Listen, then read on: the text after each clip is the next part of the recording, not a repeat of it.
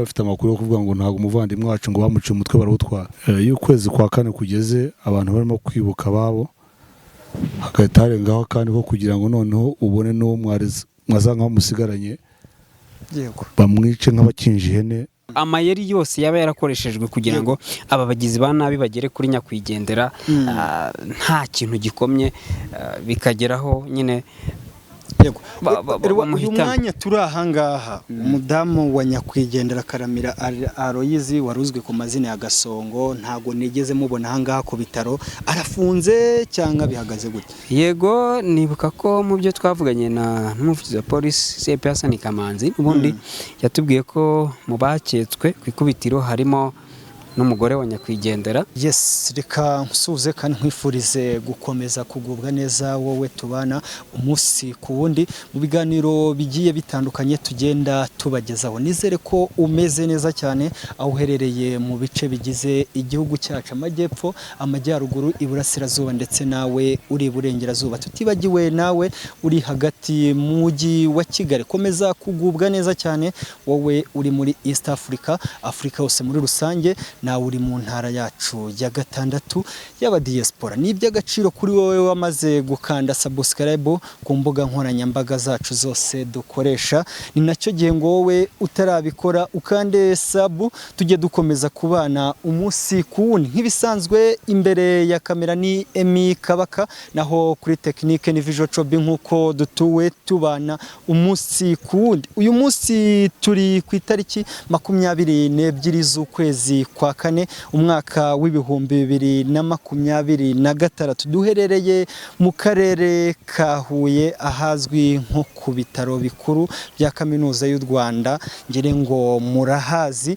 Niho twaje mu muhango wo gusezeraho bwa nyuma, ubwo mu minsi ishize nibwo mwabonye inkuru y'Icamugongo yababaje benshi. Ni inkuru yatunguye abantu benshi cyane bo mu karere ka Huye ndetse n'intara y'amajyepfo muri rusange, aho umugabo witwa Karamira Aloyizi waruzwi ku mazina ya Gasongo ku munsi wo kuwa gatanu mu rukerera ku itariki 17 mu rukerera aribwo yazaga guterwa n'abagizi ba nabi bakaza kumukata ijosi bakarikuraho, hakaza gusigara imitsi y'inyuma ifashe ijosi ariko basa nkaho barikuye. Uyu nguyu Gasongo yaratuye ahangaha n'ubundi muri aka karere ka Huye, aho yari yubatse ari naho yaratuye, yabanaga n'umugore we ndetse n'abana.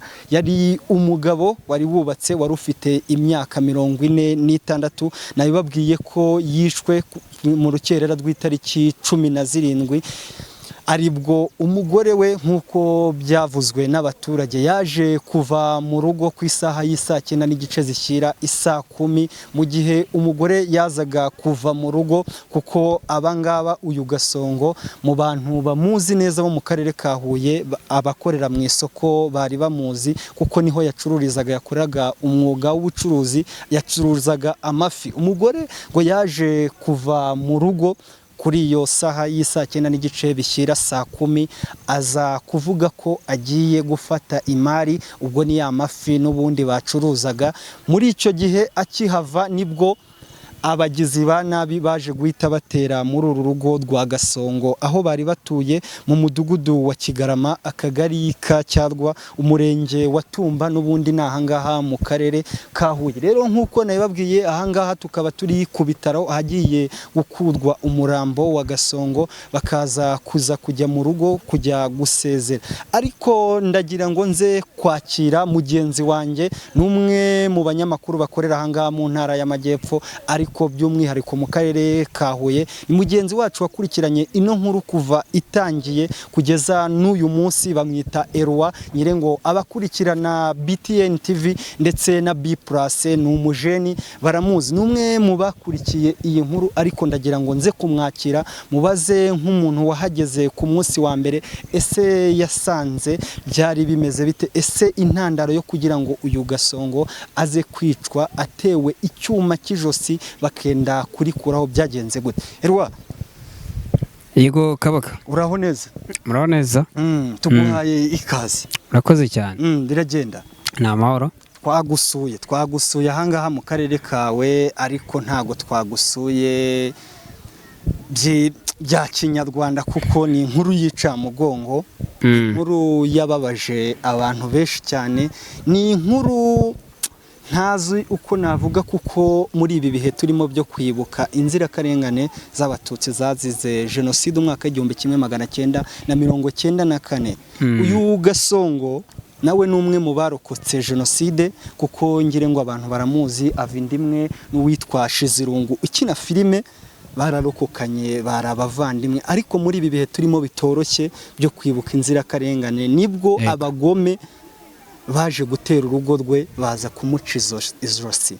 Uri umwe mu bantu bahageze bwa mbere ku munsi wo kuwa gatanu, uri umwe mu bakurikiye inkuru.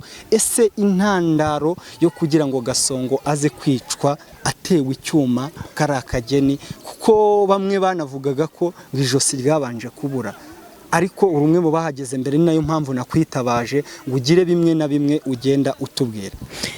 Yego, nibyo, urakoze cyane kuri uyu mwanya uduhaye.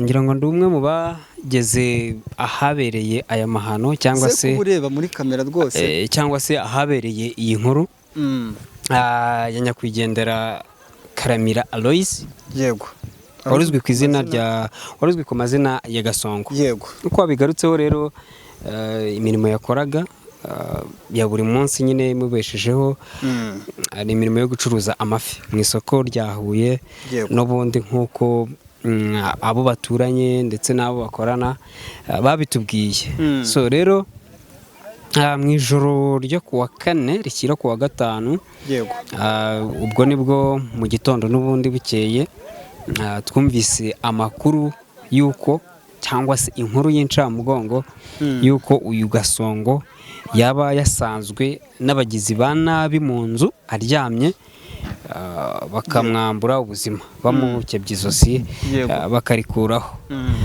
Ubwo rero twagezeyo, birumvikana, tuganira n'abaturage batandukanye bahatuye. Bamwe bati ni ibintu bibabaje, abandi bati ni ibintu tutumva neza. Aho hari n'abavuze, ndibuka hari umwe mu bakecuru wavuze ati njyewe ntabwo ndi kubisobanukirwa neza.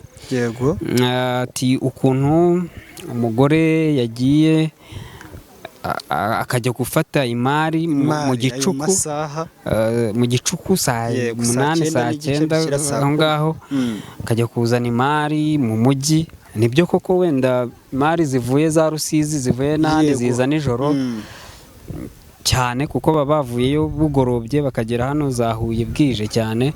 Ibyo byo ni ibintu yenda bishoboka.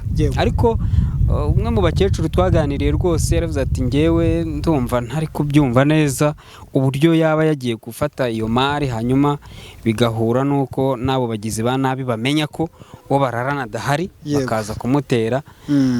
Ukumva nyine afitemo icyo nakwita nka dute cyangwa se gushidikanya ku ntandaro y'urupfu rwa nyakwigendera. Cyakora icyo bose bahurizaho, abo twavuganye nuko bahuriza ku kuba, of course, ni inkuru ibabaje, ni inkuru y'incamugongo kuri bo. Umuntu warufashe runini, umuntu wahaga akazi abaturanyi, urubyiruko, wahaga abantu ibyo kurya, bakavuga bati ni inkuru y'incamugongo nyine kuri twebwe.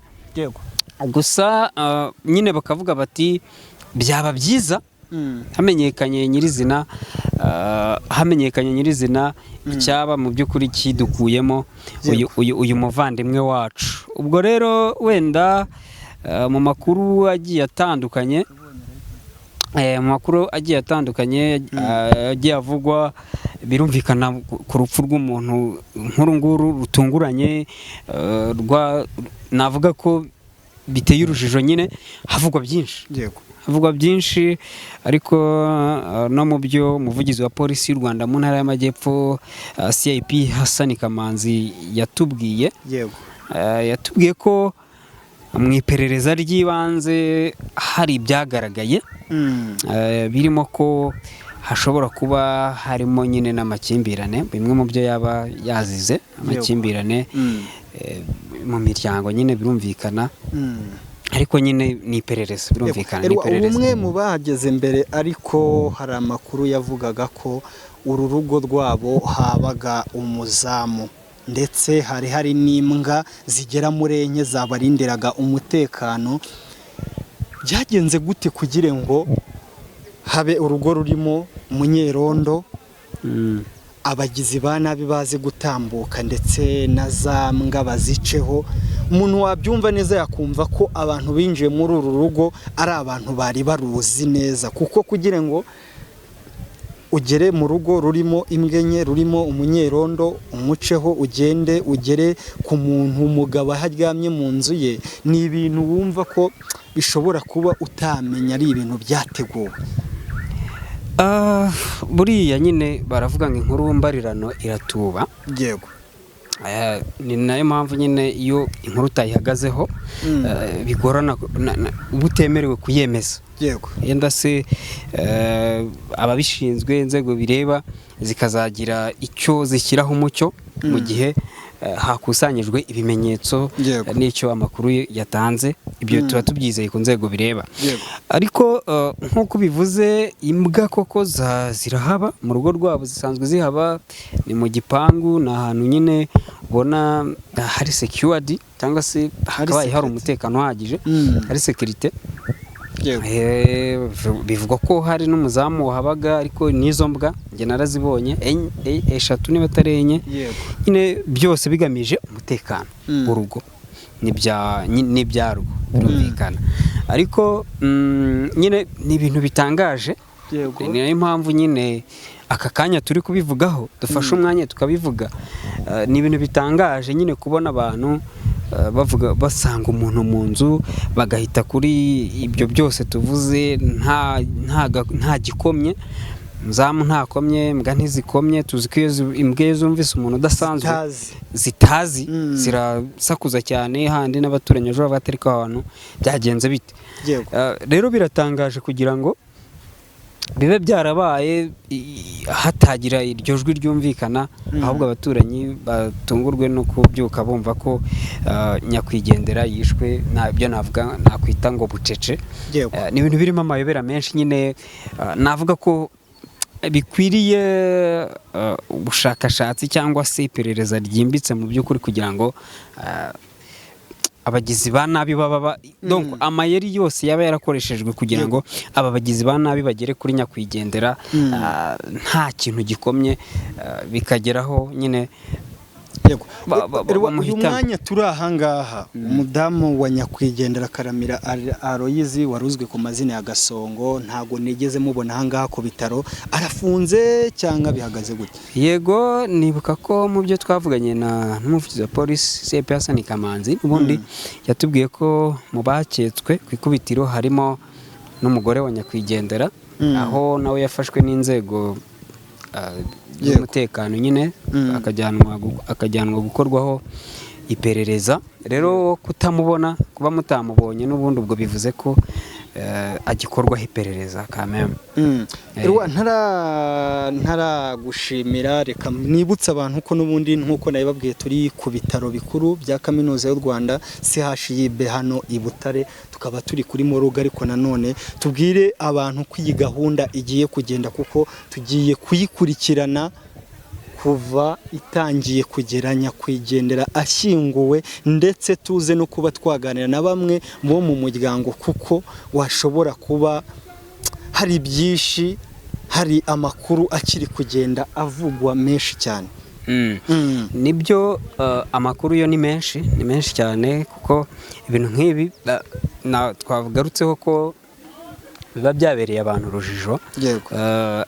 Hari ibyo uba ugomba noneho kwibariza nyirizina abo mu rugo, cyangwa se n'abandi nyine baba hafi umuryango bya buri munsi, ko umunsi ku munsi haba hasohoka amakuru mashya.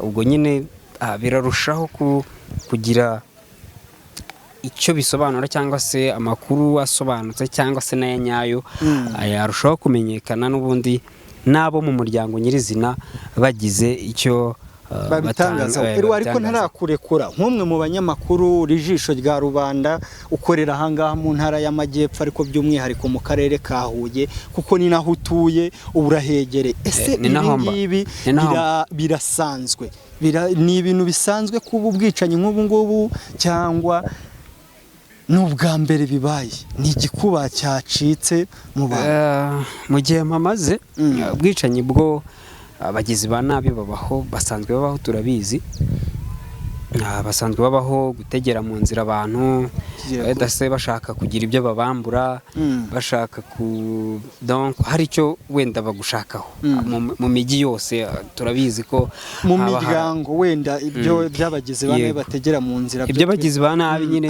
ni mu miryango ariko ikintu cyo gusanga umuntu mu nzu nyirizina watashye kare akagenda akiruhukira watashye kare agacupa ntiyasinze agacupa arasinda se bamutegera mu nzira se nyine se wenda yihumye ku kibambasi cy'inzu yaguye muri dushe se arapfa mu by'ukuri ntabwo gusanga umuntu mu nzu agacibwa izosi ni inkuru ntabwo isanzwe numva mu myaka nk'umunani 8-9 gutyo ndi kumara mu karere kawe ntabwo gusanga umuntu mu nzu ndumva ni ubwa mbere yego bamwe mu barokotse jenoside yakorewe abatutsi ahangaha mu karere ka Huye mu mwaka 1994 bafite ubwoba kuko bamwe bari kugira bati ingengabitekerezo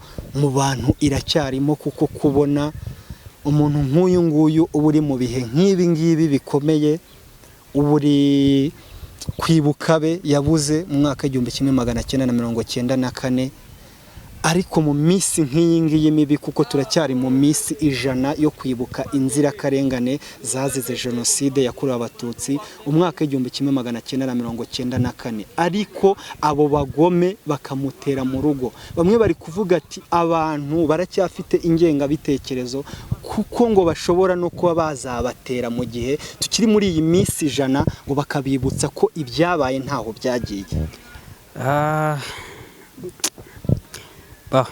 ni ikintu kibabaje kuba wa mugani ibi byago cyangwa se ubugizi bwa nabi buba muri ibi bihe mu gihe turi mu minsi 100 yo kwibuka abatutsi bazize jenoside mu 1994 birababaje cyane kuko nyine iyo bibaye mu gihe nk'iki hari igihe nyine no mwayo majwi aturuka ku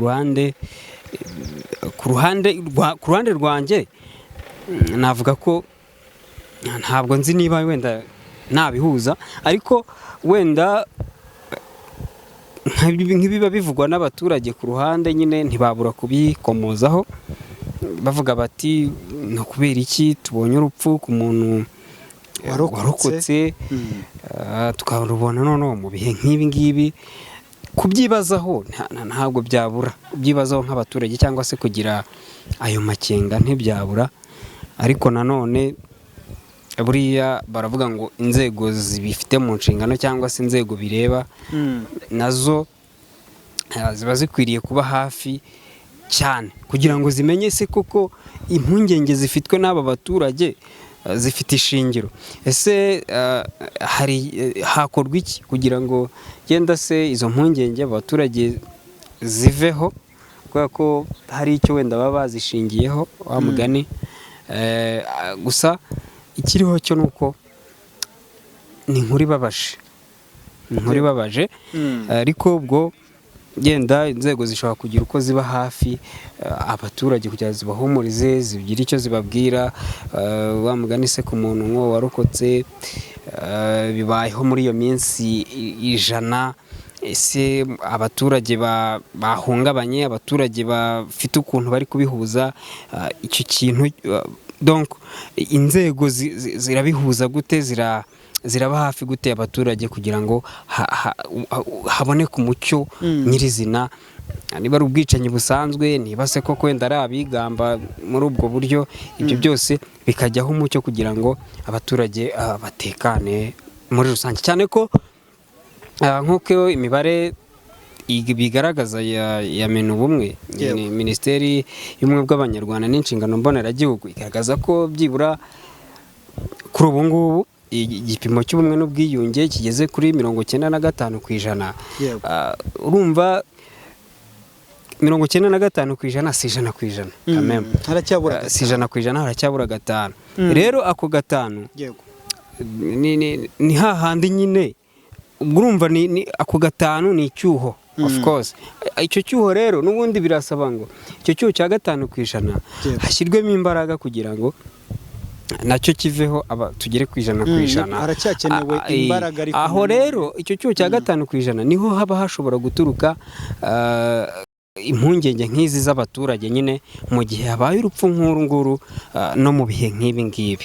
So rero ni igipimo cyiza nyine tugezeho, ubona ko nyine no mu bantu hari intambwe bigenda bifata, abantu rwose barasangira, abantu baragenderana, abantu barabana, abantu ubona ko biri ku kigero cyiza. Ariko ako 5 nako hakenewe nyine izo mbaraga, hakenewe uko kuba hafi abantu, inzego nyine zibigizemo uruhare ndetse n'abaturage ku ruhande rwabo kurushaho kumva ko abantu bakwiriye guha imbaraga icyo bapfana kurusha icyo bapfa mu by'ukuri. Rero reka nkushimire, ariko nanone mbwira abantu ko tugiye kuva ahangaha ku bitaro hagiye gufatwa umurambo wa nyakwigendera Karamira Aloyizi waruzwe ku mazina ya Gasongo, aho tugiye kuva ahangaha twerekera mu rugo aho agiye gusezerwaho bwa nyuma, tukaza kuhava twerekera n'ubundi kwirimbi rya Ngoma riherereye n'ubundi mu karere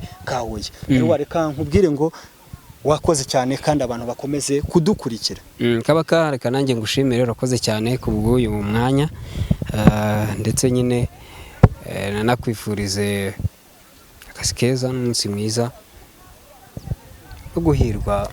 Wakoze cyane. Reka mbwire abantu ko dukomeza kugenda tubapudetinga umunota ku munota, dukomeze kugenda tubana ku mbuga nkoranyambaga zacu zose nkuko muri kubireba imbere ya screen zacu. Tukaba turi kumwe n'umwe mu bavandimwe bacu tubana umunsi ku wundi mu kazi ka buri munsi. Tangire tunihanganisha igihugu cyose, kuko turacyari mu minsi 100 yo kwibuka inzirakarengane zazize jenoside mwaka 1994. ariko mu gihe turi ahangaha nawe akaba ari aha kubwo kubura umuvandimwe. Shizirungu tuzi kukwihanganisha, kubura umuvandimwe muri iki gihe ntago ari ibihe byoroshye, n'igihe muri kwibuka ababyeyi banyu, n'igihe muri kwibuka inshuti, ariko by'umwihariko kuri wowe uburi mu bihe bibi, mu bihe bigoye, ariko turatangira tukwihanganisha.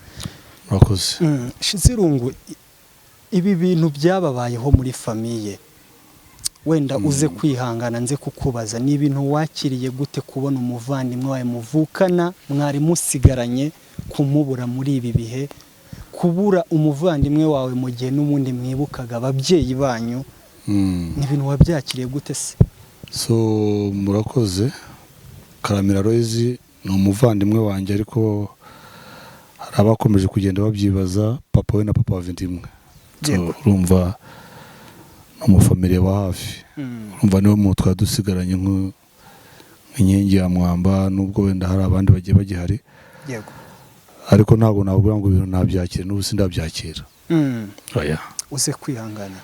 Impamvu mvuga ngo ntabwo umuntu yabyakira, iyo ukwezi kwa 4 kugeze abantu barimo kwibuka ababo, hagahita harengaho kandi ko kugira ngo noneho ubone n'uwo mwazanga bamusigaranye bamwice nk'abakinje ihene, ntabwo byoroshye. Ariko turashimira inzego zirimo kugenda zidufasha uko bwije n'uko bukeye, tuzi neza ko hari ikizavamo. Uri nk'uko ubitubwiye, yari mukuru wawe wo muri famiye, ariko se intandaro zo kugira ngo Gasongo, abantu benshi bamuzi ku mazina ya Gasongo, benshi bakoranaga hariya mu isoko aho yacururizaga amafi, umuntu wabanaga n'abantu mu buzima bwa buri munsi, ni umuntu aho nageze wabanaga n'urubyiruko, kuko akenshi ngo yajyaga agira abajeni bakiri bato inama yo gukora bagakura amaboko mu mufuka. Intandaro yo kugira ngo Gasongo aze kwicwa nk'uko wabivuze akinjwe kuko ngo yakaswe ijosi, ni iyihe ubundi, ni iki kintu cyateye kugira ngo aze kwicwa kuri so uyu mwanya ntabwo nakubwira ngo ABCD kuko inzego zabigiyemo nta feedback ziratanga. Uyu munsi natwe no dutegereje. Mu muryango se nkawe wabanaga nabo umunsi ku wundi, mu muryango mwaganiraga, hari amakimbirane yaratuwe ahari? Ntayo nzi, ariko ntekereza ko nubwo yabaho nta makimbirane yatuma wica umuntu.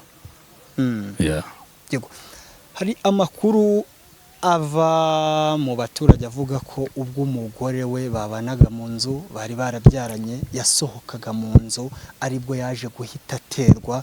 Bamwe bakabihuza ko hashobora kuba harabayeho akagambane mu rugo rurimo imbwa barindira umutekano, ndetse bakavuga ko hari n'umunyerondo, ariko abo bantu bakaza gutambuka bikageraho bagera. Buriya impamvu twakoze biriya nuko buri wese yari afite amakuru atandukanye.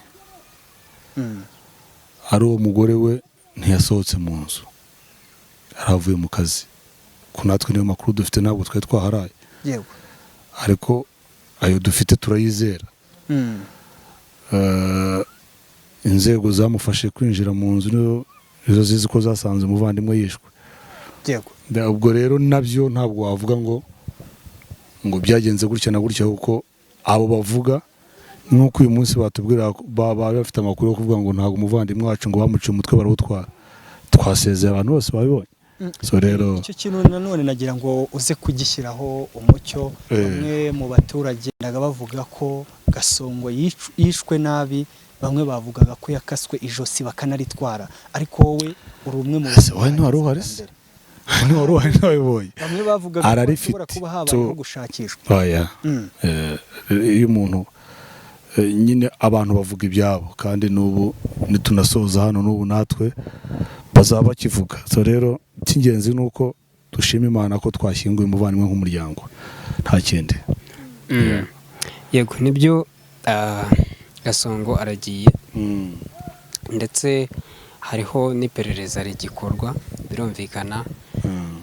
Ariko se noneho nk'umuryango, wa mugani, ni ikihe cyifuzo mufite ku nzego amagingo aya, ndetse se ni iki wenda mwumva gikwiriye gukorwa by'umwihariko muri iki gihe cyo kwibuka abatutsi bazize Jenoside yakorewe abatutsi 1994, nyine mu gihe turi muri iyo minsi 100, sosiyete yitwa ite, cyane cyane noneho by'umwihariko nk'icyo n'ubundi musaba ku muryango wawe? Uyu munsi ntabwo twavuga ngo hari icyo dusaba, kuko uyu munsi dufite igihugu kizima kandi twese twizera.